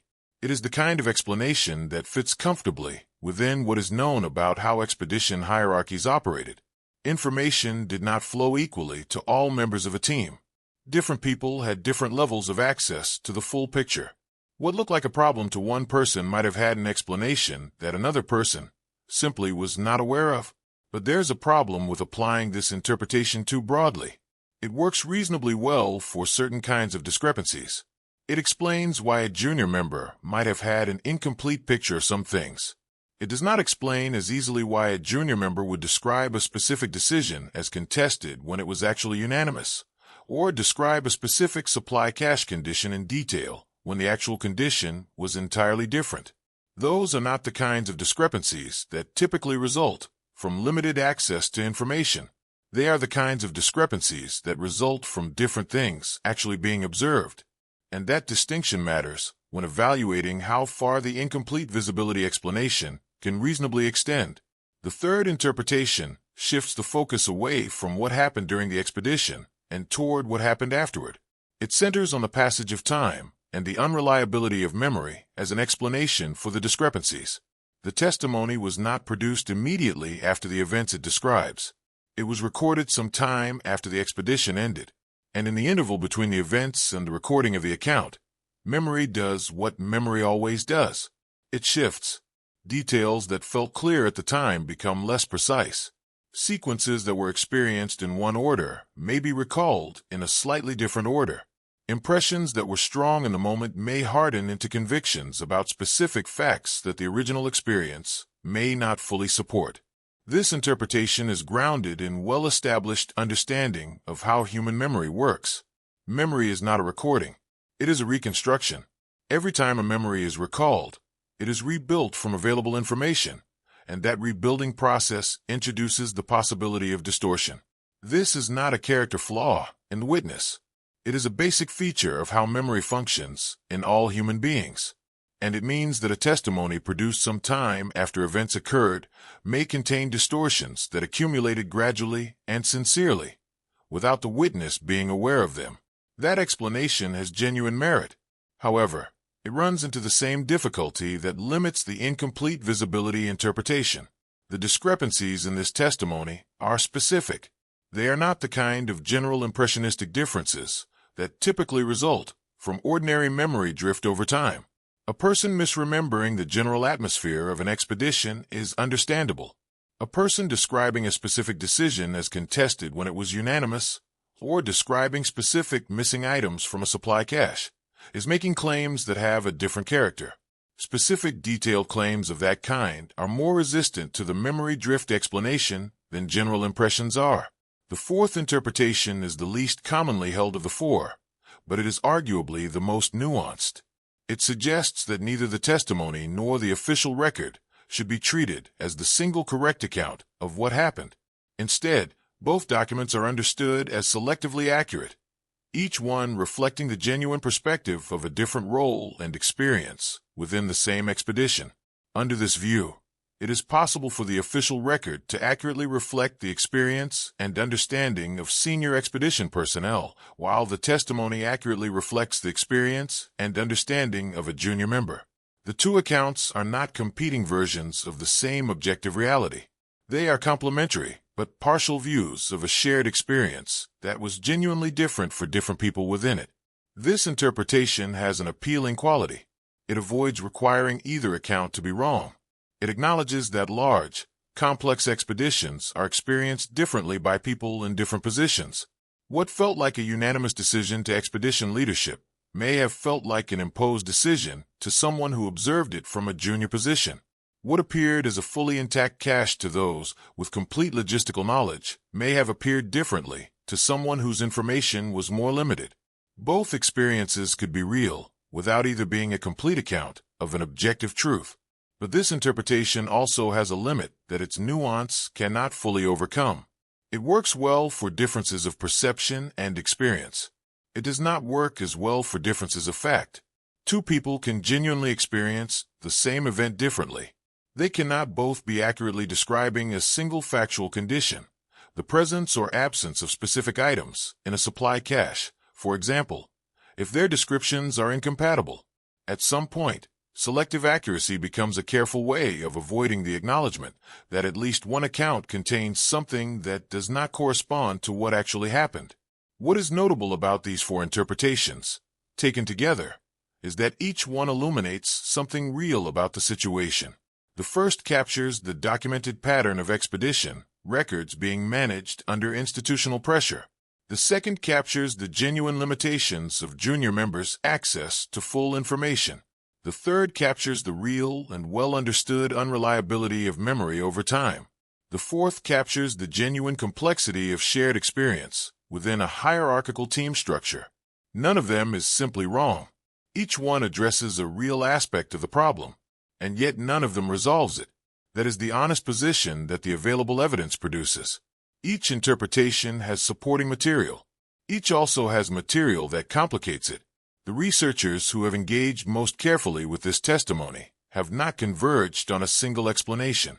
They have identified the same range of possibilities and found themselves unable, on the basis of what is currently available, to determine which one best accounts for all the evidence. That ongoing disagreement among careful researchers is itself an important piece of information. It does not mean the question is unanswerable. It means the question has not yet been answered. The distinction matters. An unanswerable question is one where the necessary evidence cannot, in principle, exist. An unanswered question is one where the necessary evidence may exist, but has not yet been found, examined, or placed in productive relationship with what is already known. The question raised by this testimony appears to be the second kind. The material that would allow a more definitive evaluation may exist in archives that have not been fully examined, in documents that have not been compared systematically, in sources that researchers have noted but not pursued. The disagreement among those who have engaged with the testimony so far may reflect the limits of what has been examined rather than the limits of what could be known. That possibility keeps the question genuinely open, not open in the casual sense of simply unresolved, open in the more precise sense of requiring further investigation before any of the proposed interpretations can be fairly confirmed or dismissed. And that requirement for further investigation, which the current state of research has not yet met, is where the examination of this testimony currently stands. After everything that has been examined, the specific inconsistencies, the contested decision, the supply-cache discrepancy, the corroborating fragments, the range of interpretations that researchers have proposed without reaching agreement, one thing can be stated with reasonable confidence. The situation has not been resolved. The gap between the official record and the testimony remains exactly where it has always been, present, identifiable, and without a satisfying explanation. Time has passed, but the central questions have not been answered. That absence of resolution is itself worth stating clearly, because it is easy for unresolved historical questions to gradually take on the appearance of settled ones. When a question is not actively discussed, when it does not appear in mainstream historical accounts, when it is not the subject of ongoing public debate, it can begin to seem as though it has been addressed, as though the silence around it reflects conclusion rather than avoidance. That impression is misleading in this case. The questions raised by this testimony have not been answered. They have simply not been asked loudly enough, or often enough, to force an answer. The first of those questions is the most basic one. Why was this account excluded from the official submission? That question has been present from the beginning of this examination, and it has not been satisfactorily resolved by any of the explanations that have been proposed. The procedural explanation, that junior accounts were routinely left out of formal documentation, does not account for the fact that this account contains specific factual claims that contradict the official record. The selective accuracy explanation, that different roles produced different genuine experiences, does not account for incompatible descriptions of specific observable conditions. And the deliberate exclusion explanation, while consistent with the evidence, cannot be confirmed from what is currently available. What remains is a question without a documented answer. The official record does not explain the absence. The archives do not contain a note indicating the testimony was reviewed and set aside. There is no paper trail showing how the decision was made to exclude this account, or whether that decision was consciously made at all. The absence is simply there, undocumented and unexplained, in a record that has been treated as complete for a very long time. The second question follows from the first. Why do specific details in the testimony contradict the formal record in ways that go beyond what simple memory differences or positional limitations can account for? This question matters because the nature of the discrepancies has been examined carefully throughout this investigation, and certain of them resist the ordinary explanations that are usually applied to divergences between personal accounts and official documentation. A contested decision described as unanimous. A supply cache condition described in incompatible terms by two sources with direct relevance to the expedition's return. A timeline that arranges specific events in a different order than the official record presents. These are not the kinds of differences that fade easily into the background of ordinary historical variation. They are specific enough to require specific accounting, and that specific accounting has not been provided. The discrepancies have been identified by the small number of researchers who have engaged carefully with the material. They have been noted, but the process of formally working through each point of conflict, evaluating the competing claims against all available evidence, and arriving at a documented conclusion about which account is more reliable at each specific point, that process has not been completed in any publicly available form. The discrepancies remain in the same state they have occupied since the comparison was first made. Noted but unresolved. The third question concerns the corroborating fragments. Why do accounts from other expedition members, in private letters, in personal notes, in brief archival references, quietly echo parts of what the testimony describes, without any of those individuals ever formally challenging the official record? This question points to something that goes beyond the testimony itself. It suggests that the alternative picture the testimony presents was not unique to one individual's experience. It was shared, in various degrees and in various forms, by others who were present, and yet none of those others chose to make their observations part of any formal or public challenge to the official account. That collective silence is one of the more difficult aspects of this case to explain simply. Individual reticence is understandable. The social and professional risks of challenging an official expedition record were real. The cultural expectation that expedition members would support rather than complicate the official story was genuine. Any one person's decision not to speak publicly about what they observed can be accounted for through those factors. But the consistency of that decision across multiple independent individuals, each in different circumstances, each leaving behind only quiet, private traces of a different picture, that consistency raises questions that individual explanations do not fully address. It is also worth noting what this collective non-disclosure means for the historical record. The official account was not simply the product of one person's perspective given authority over the documentation process. It was, in effect, sustained by the silence of everyone else who held information that might have complicated it. That silence may have been chosen for understandable reasons, but its effect was to leave the official version unchallenged in public, while an alternative understanding of events existed privately among multiple people who had been there. That gap between private knowledge and public record is one of the places where historical accuracy most often fails. The fourth question is perhaps the most uncomfortable one to sit with. Why has this testimony remained at the edges of historical discussion rather than at its center?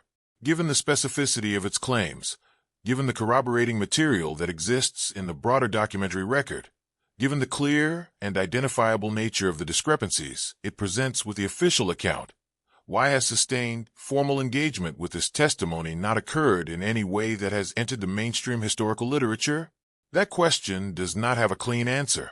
Some of it may reflect the practical realities of historical research. Archives are large.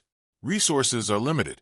Not every anomaly receives the sustained attention it might deserve, simply because attention is a finite resource distributed unevenly across the historical field.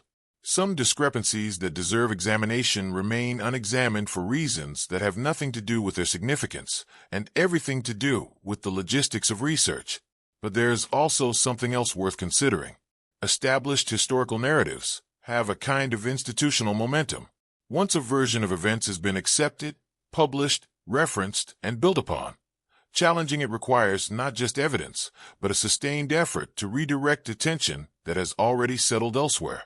The official record of this expedition has been in place for a long time. It has been treated as reliable. Challenging it, even with specific and identifiable evidence, requires making the case that the established narrative deserves reconsideration. That case takes effort to make and may encounter resistance from those who have a professional investment in the existing account. This is not a claim that anything improper has occurred in how this testimony has been treated by the historical community. It is simply an observation about how institutional narratives function and how difficult it can be to introduce material that complicates them, regardless of how specific or well-supported that material is. The testimony has not been suppressed in any active or deliberate sense in recent decades. It has simply not been made central. And the difference between active suppression and institutional inertia, while real, does not change the practical outcome. The testimony remains outside the mainstream account. Some people, examining everything laid out in this investigation, will reach one conclusion. They will look at the official record, with its institutional backing and its long history of acceptance, and conclude that it is essentially correct. They will treat the testimony as an outlier, the account of one individual whose observations, for whatever reason, do not reliably reflect what actually occurred. They will explain the discrepancies through memory, limited visibility, or ordinary variation between accounts, and they will find the official story, despite its limitations, more trustworthy than an excluded testimony whose relationship to the formal record has never been formally resolved. That conclusion is available. It cannot be ruled out with the evidence that exists. The official record may be essentially accurate, and the testimony may contain errors or distortions that make it an unreliable guide to the specific points where it conflicts with the formal account. That possibility has to remain on the table. Others will look at the same material and see something different. They will see a witness whose account is specific, detailed, and consistent with corroborating fragments from independent sources. They will see a pattern of discrepancies that points consistently in one direction. They will see an official record produced under institutional conditions that are well documented to have shaped how expedition histories were told.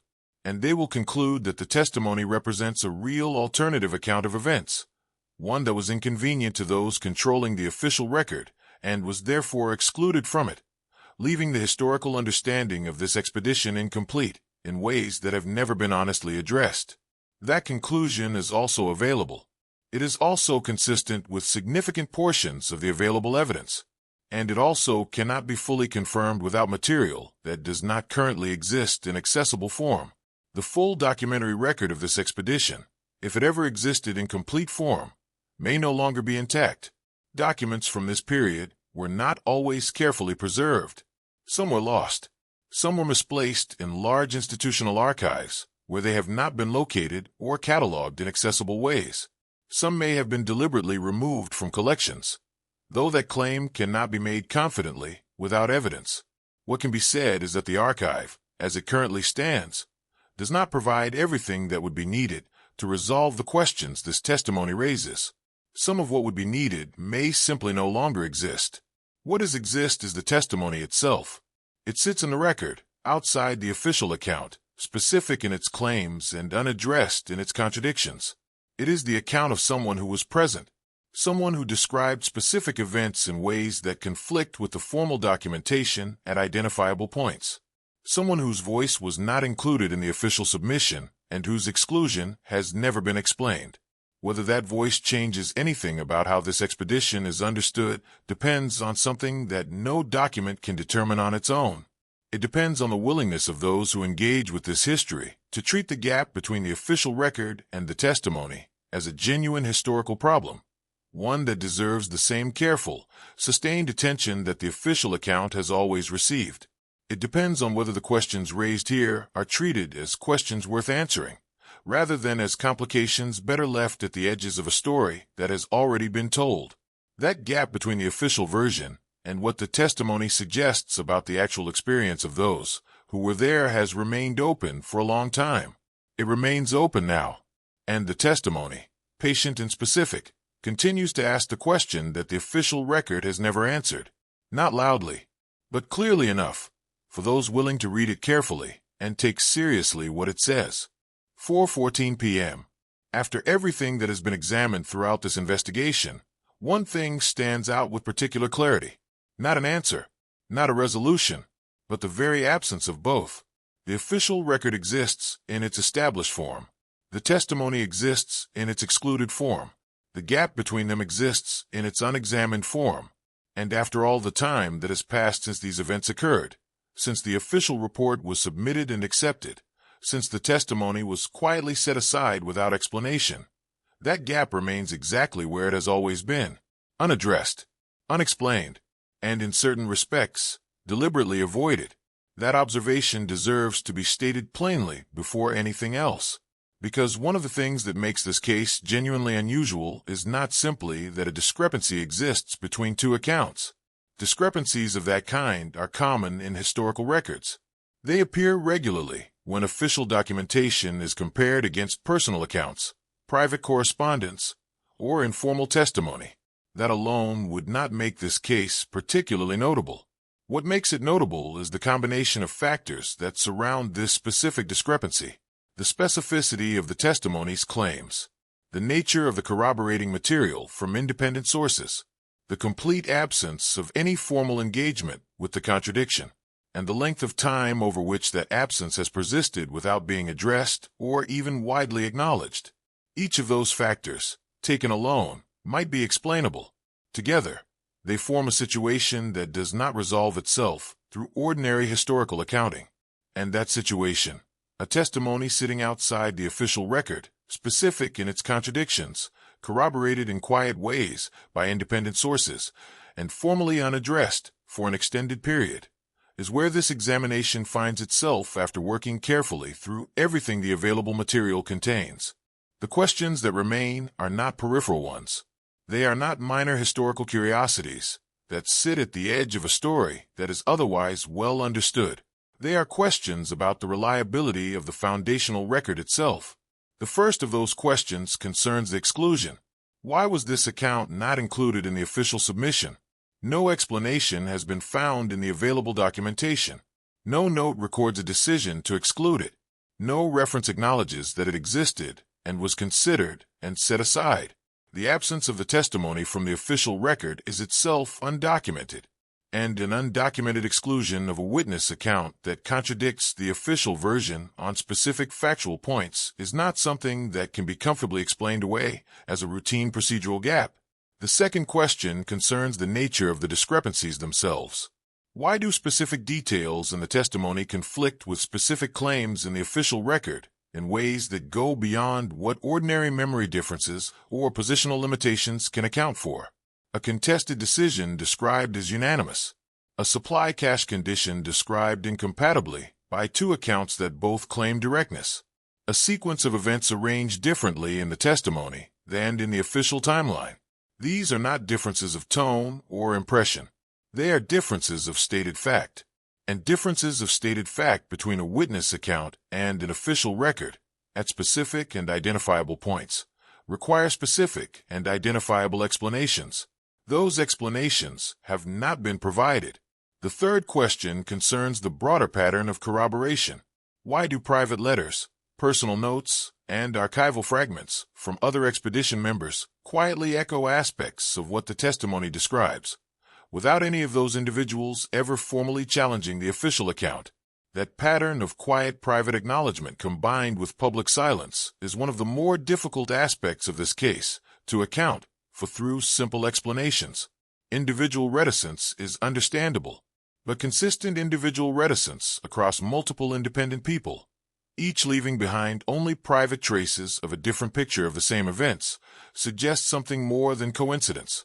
It suggests a shared understanding that certain things about this expedition were better left out of public discussion. What those things were, and why they were treated that way, remains unclear. The fourth question is perhaps the one that most directly affects how this case should be understood going forward. Why has this testimony remained outside the mainstream historical discussion of this expedition, given its specificity, given its corroboration, given the clear and identifiable nature of its contradictions with the official account? The fact that sustained formal engagement with this material has not occurred in any publicly available form is itself something that requires an honest accounting. Historical research has limited resources and cannot pursue every anomaly with equal attention.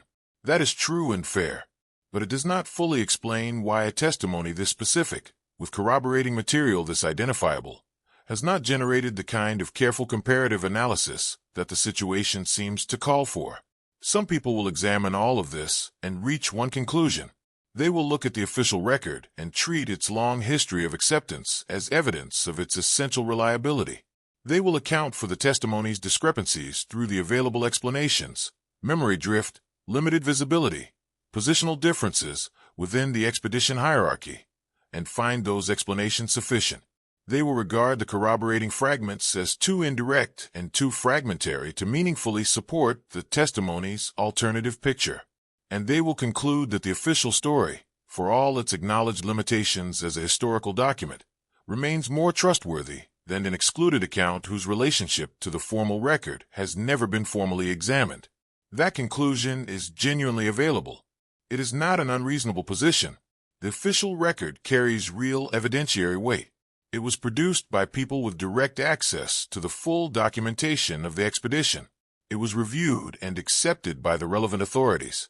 It has informed historical understanding for a long time without being formally challenged by anyone with the resources and access to conduct a sustained examination of its claims. All of that counts for something, and the testimony, for all its specificity, remains a single excluded account that has not been subjected to the same level of institutional scrutiny as the official report. Others will look at exactly the same material and reach a different conclusion. They will see a witness whose account is specific, internally consistent, and quietly supported by independent sources. They will see an official record produced under conditions that are well documented to have encouraged the management of expedition narratives toward favorable outcomes. They will see a pattern of discrepancies that points consistently in one direction, toward the official record being smoother, cleaner, and less complicated than the actual experience of those present. And they will conclude that the testimony represents a real and suppressed alternative account of events that was excluded because it introduced complications the official record was not designed to accommodate. That conclusion is also available. It is also consistent with significant portions of the evidence. the documented pattern of expedition record management during this period, the specific and detailed nature of the testimony's contradictions, the corroborating fragments that independently suggest a more troubled expedition than the official version presents, the complete absence of any documented explanation for the testimony's exclusion. Taken together, these factors provide a reasonable basis for the interpretation that something in the official record was deliberately shaped, and that the testimony preserves a version of events that was considered inconvenient. The archive, as it currently stands, is incomplete. That is not a dramatic claim. It is simply an acknowledgement of how historical documentation works over time. Documents are lost. Collections are incompletely cataloged. Materials held in private hands or small institutional archives are not always accessible to researchers working on related questions. The gap in the available record is real, and it directly limits what can be concluded about the gap between the official account and the testimony. What does remain, fully and specifically, is the testimony itself. It has not been lost. It exists in a form that can be read and compared against the official record. Its claims are identifiable. Its contradictions with the formal documentation are locatable at specific points in both documents, and its relationship to the corroborating fragments from other sources is traceable. Even if those fragments are incomplete and indirect, that testimony has waited a long time for the kind of careful, sustained, formal engagement that its specificity seems to warrant. It has sat outside the official account, neither confirmed nor definitively refuted, neither formally integrated into the historical discussion nor formally dismissed from it. It occupies an uncertain space in the record, present enough to be found by those who look carefully, marginal enough to have been overlooked by the mainstream historical discussion that shapes how this expedition is understood and taught. Whether that changes depends on something no document can determine on its own. It depends on whether the people who engage with this history are willing to treat the gap between the official record and the testimony as a genuine historical problem, deserving genuine historical investigation, not as a settled question that has already been adequately addressed, not as a marginal curiosity that sits too far outside the established narrative to be worth pursuing, but as an open question, specific, corroborated, and unresolved, that the historical record has an obligation to examine honestly. The official story has had its hearing. It has been repeated, referenced, accepted, and built upon for a long time. The testimony has not had an equivalent hearing. It has existed in the margins, specific in its claims and patient in its waiting. Whether it ever receives the formal examination it has not yet received is a question that remains genuinely open in its own way, as every other question this testimony has raised and left unanswered. The gap is still there. The testimony is still there, and the silence that has surrounded both of them for so long has not yet been adequately explained. 10 KO extant Crow. For 17 p.m. The questions that this testimony leaves behind do not diminish with time. They accumulate. Each time the official record is consulted without the testimony being placed alongside it, the gap widens in a practical sense, not because new information has been lost, but because the habit of treating the official account as complete becomes more deeply established with every passing year.